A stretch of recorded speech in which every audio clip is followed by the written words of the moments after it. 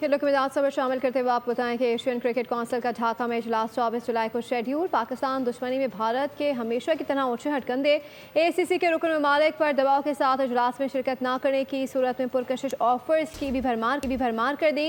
इस गलीज़ मुहिम में चेयरमैन ICC जे शाह ने भी अपना असर रसूख इस्तेमाल करना शुरू कर दिया है। ACC के रुकन ममालिक की अक्सरियत सालाना इजलास ढाका में होने के हक में है। पाकिस्तान से 12 मार खाने के बाद भी भारत राहे रास्त पर न आया। पड़ोसी मुतादिद मौक़ों पर जिल्लत और रुसवाई के बाद भी बेमजा न हुआ। अज़ली दुश्मन ने अब क्रिकेट को तख्ता मश्क बना लिया। ACC की सरबराही पाकिस्तान के पास आने के बाद साजिशों का ना खत्म होने वाला सिलसिला शिद्दत पकड़ गया।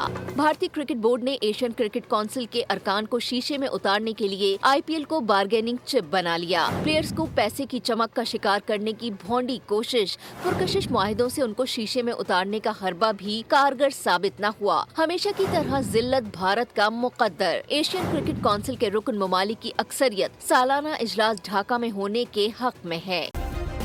सब्सक्राइब करें और बेल दबाएं ताकि कोई खबर रह न जाए।